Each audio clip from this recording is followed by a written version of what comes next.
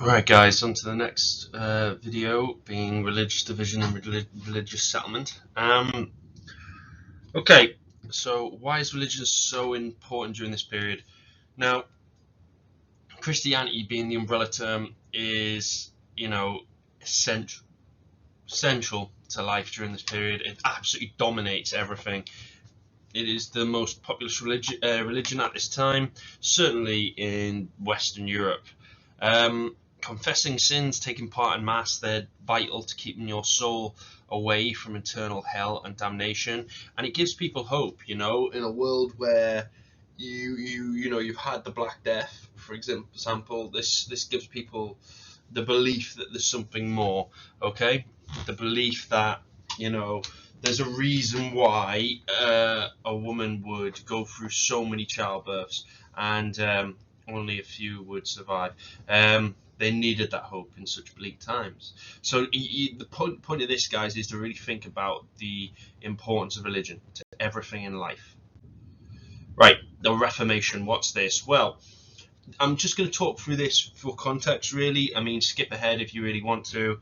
But, you've got Martin Luther in 1517 who is fed up with the church's corruption and greediness. Basically, Martin Luther goes up to the doors of the Wittenberg Church in 1517 and hammers in his 95 Theses, which are the protests against the Catholic Church starting Protestant Reformation in Europe. The English Reformation doesn't start until really 1532, when Henry VIII creates the Church of England. However, Henry VIII was never a true Protestant. He just kind of liked the idea of ruling his own church. Okay, that's the significant part. He was basically Catholic, apart from he was in charge of the church, not the Pope. Okay, what is Protestantism? Well, essentially, Protestantism makes things more accessible to the everyday individual. So people generally couldn't read, and when they could read, they certainly couldn't read Latin. And the Bible's only in Latin, and services are only in Latin. So Protestant meant that you could translate the Bible into the language of that country. So Tyndale's Bible has been England's one of the first one in English. Same in kind of have their own ones in Germany. So they started to translate and make it accessible for regular people. They weren't just basing it off priests. Yeah, because the whole idea of Protestantism is to base the whole religion off the Bible. A lot of criticism from Martin Luther came from the fact that a lot of what Catholics didn't really, it wasn't mentioned in the Bible, so they was like, why are you doing it?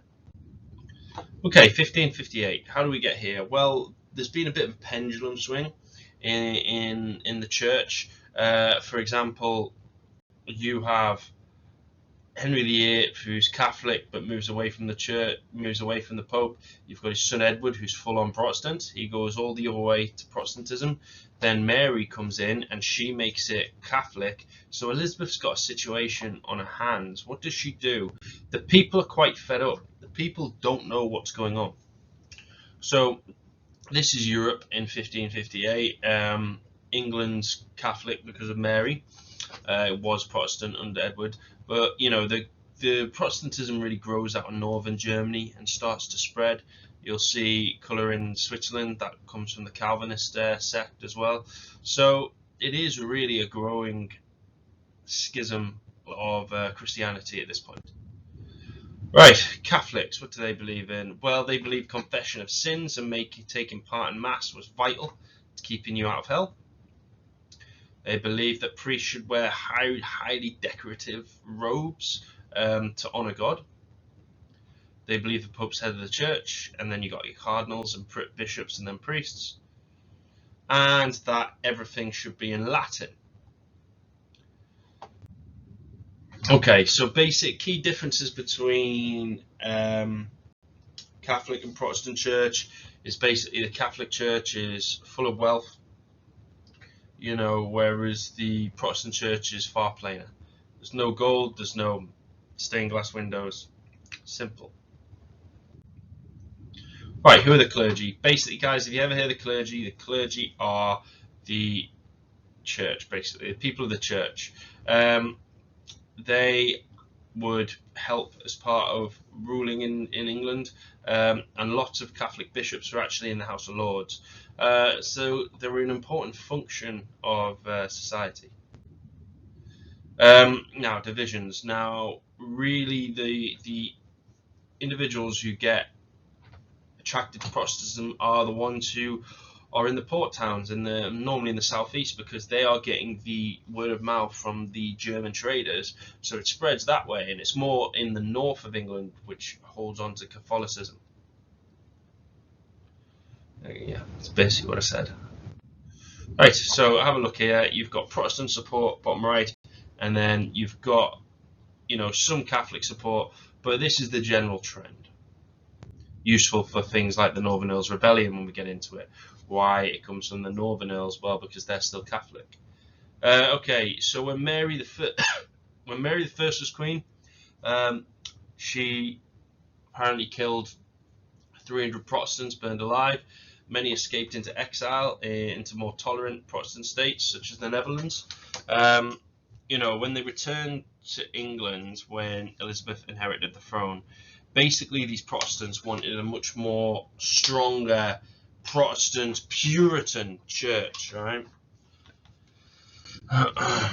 Okay, a few things on the Puritans. They are pure Protestants. They are proper Protestants. Basically, they want to purify the Christian religion. Anything that's not in the Bible, get rid of it. They want to manage their own churches. So a key difference here is the Puritans don't want the king as head of the church. They want to be head of the church themselves. They want to manage them themselves. So that's quite key. Right, so what does Elizabeth have to do? You should all be aware of this. This is one of the most important things in this topic, the religious settlement, and it's a year after she becomes queen. It's basically her middle way. She tries to please both sides. In all honesty, you should all know as well that this is essentially a Protestant church with a sprinkle of Catholicism. It's what we really call the Anglican Church, because of them touchings of Catholicism. Right, this is kind of what, just a quick graphic of what Elizabeth was thinking. I'm not going to dwell on this too much. Do have a little look. It might help you with, a little bit of explanation, some of these big questions, but I'm going to move this on. Right, so she wanted a compromise, basically a Protestant church that Catholics would accept. She didn't want a Puritan religion because she didn't want to completely abandon her Catholic subjects. Remember, they're still Englishmen. Again, Puritans wanted their own church and under their leadership, which would challenge her authority as queen. So this was a problem. Basically, she wanted to please as many people as possible with this settlement. Right, so what is it? First thing, active supremacy, which you'd also know makes her supreme governor of the Church of England, and all the clergy and royal officials had to swear an oath of allegiance to her as head. Under the active supremacy, an ecclesiastical high commission was established with the job of maintaining discipline. So it's all about loyalty. Keynote here, this is quite a subtle nod towards Catholics because she's not directly supplanting the Pope here. Remember, well, you might not remember, but from year 7 you'll know Henry VIII made himself supreme head of the church, which supplanted the Pope. This technically isn't supplanting the Pope. It's kind of more of a middle ground kind of title that Catholics could accept. Okay, uniformity, as it's in the name, this is the appearance of the churches and how the services looked. So, new prayer book, basically how the church is set out. Anyone refused is punished. Again, just have a little read of the in-depth parts. She was going to allow the priests to wear vestments. Ordered everyone to attend church on Sunday. Still the uniformity here. Fined 1 shilling for every absence. Labor, again, just an idea of how expensive that could be. Therefore, many people, a fine for not attending church could total a week's pay. So this really was to encourage people to go. Okay, the royal injunctions, they're basically instructions issued by William Cecil on behalf of the Queen on a wide range of issues. They basically enforce supremacy and uniformity. Just have a little read on what they do. Again, it's just enforcing the religious settlement, royal injunctions.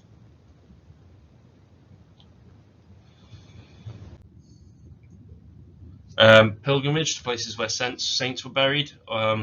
Again, Protestants, this was superstition. The royal injunctions referred to fake miracles, leaving the possibility there might be real ones. So they're kind of cracking down on all this stuff. They also allowed images in the churches as well.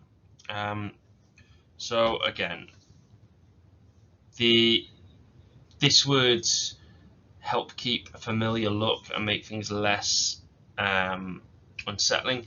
Puritans, remember, and you sure should know this from the Puritan Challenge that we'll get onto, they really disliked this because they hated worshipping anything like crucifixes.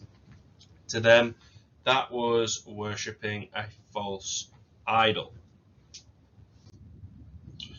The impact, well, Elizabeth wanted a Protestant church that Catholics could accept. She did not want them to feel forced to choose between their loyalty to their church and their queen. As long as people conformed outwardly, Elizabeth did not want persecution. She hoped that the Catholic faith would simply fade away in England. So that's her plan. Again, the clergy, who are the members of the church, they have to take that oath of supremacy. Elizabeth appoints 27 new bishops, gives her the opportunity to basically put her Protestants in place. So these are key details of this religious settlement. Just be making notes on them as you go through. Certainly the numbers and the statistics. Right, what impact does it have? Well, a lot of ordinary people accepted it. Even though some held on to these Catholic beliefs, the wording of the new prayer book helped. Parishes, were initially slow to change to the new services, but Elizabeth makes it clear that she did not want the settlement enforced too strongly. Even if they're recusants are just Catholics unwilling to attend the church. Right, just a little nice graphic to show the differences. I know we saw religious settlement as the middle way, but it really is a Protestant church with little bits of things to please Catholics. So the Protestant, active uniformity, services, and Bible in English. Punishment for those who go against it. Execution of Catholic plot leaders. Middle way, Supreme Governor. Bit of Catholic Church still there, English and a Latin prayer book. So again, make sure you make a note. Okay, I'm going to leave that on for you to kind of read. I mean, I'd suggest having a look online for this stuff. Basically, in the enforcement is things like visitations to inspect on the churches. You can have a look at them in a bit more detail, but essentially the visitations just used to check they're not still holding like Catholic Mass and things like that. There are a few ways around it. Many attended church but then had private Catholic services at home. Sometimes the husband would go to Catholic Church of England services, but wife and children would practice Catholic beliefs at home, basically to avoid fines. And I'll leave you that little graphic just to highlight what the role of the Church of England was. Okay, again, just a relatively quick overview. These are taking longer than I anticipated. However, just a quick run through the religious settlement. I go through it in there's quite a lot of detail on these slides, so please, take your time as you go through. Again, this is meant to be an alternative revision tool for you guys to use.